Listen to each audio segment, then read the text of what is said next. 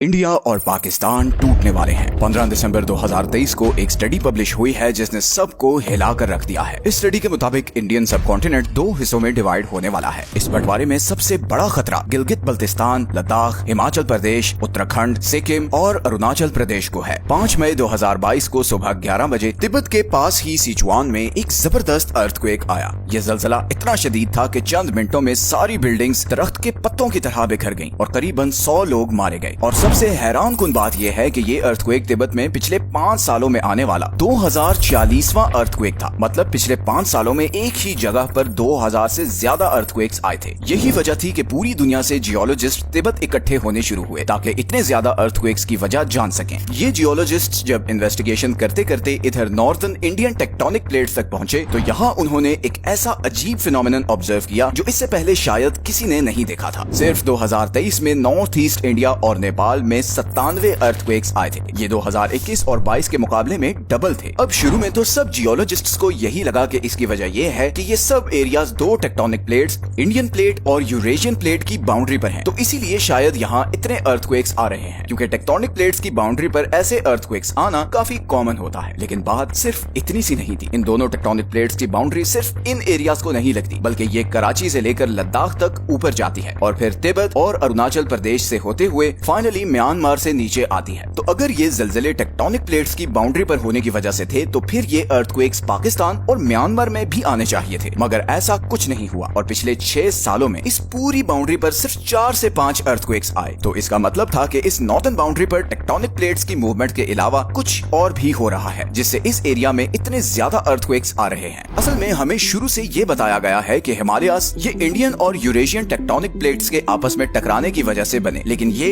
आधा सच है। असल में आज से 100 मिलियन साल पहले इस इंडियन और यूरेशियन प्लेट के बीच एक ओशन था जिसे टेथिस ओशन कहते थे, और इस ओशन के नीचे एक और प्लेट भी थी जिसे शिरोडा प्लेट कहते थे। जब इंडियन और यूरेशियन प्लेट्स आपस में टकराई तो ये शिरोडा प्लेट इनके नीचे दब गई, और जब जियोलॉजिस्ट्स ने इन्वेस्टिगेट किया तो उन्हें ये पता लगा कि ये सारे एरियाज उस जगह पर हैं जहां से शिरोडा प्लेट इन दो प्लेट्स के नीचे दबी थी। अब जहां इस पूरे एरिया में इंडियन प्लेट की चौड़ाई 100 किलोमीटर थी, वहीं तिब्बत के नीचे ये प्लेट 80 किलोमीटर मोटी थी, मतलब बाकी एरिया से 20 किलोमीटर कम। लेकिन ऐसा क्यों? सिर्फ यहाँ पर प्लेट पतली क्यों थी? जमीन के नीचे ऐसा क्या हो रहा था जिससे यहाँ पर प्लेट लगातार पतली होती जा रही है? दिसंबर 2023 में चाइनीज जियोलॉजिस्ट ने यहाँ पर एक डिटेल्ड रिसर्च शुरू की। उन्होंने एक 3D मॉडल बनाया जिससे उन्हें ये पता चला कि तिब्बत की इस 80 किलोमीटर की प्लेट के नीचे असल में मैग्मा है, लेकिन इस मैग्मा के नीचे फिर दोबारा क्रस्ट है। मतलब सिचुएशन ऐसी थी कि जमीन की क्रस्ट के नीचे मैग्मा था और फिर मैग्मा के नीचे दोबारा क्रस्ट थी। और इससे साइंटिस्ट्स ने ये नतीजा निकाला कि किसी टाइम पर यहाँ इंडियन प्लेट में एक क्रैक आया होगा जिससे इस खाली जगह में मैग्मा भर गया, और फिर इसीलिए यहाँ जमीन का इंटरनल स्ट्रक्चर अनइवन होने की वजह से बहुत ज्यादा अर्थक्वेक्स आते हैं। और ये सिलसिला टाइम के साथ साथ मजीद बढ़ता चला जा रहा है। जैसे जैसे यहाँ पर मौजूद टेक्टोनिक प्लेट्स हिमालयाज में घुसती जाएंगी, उसी रफ्तार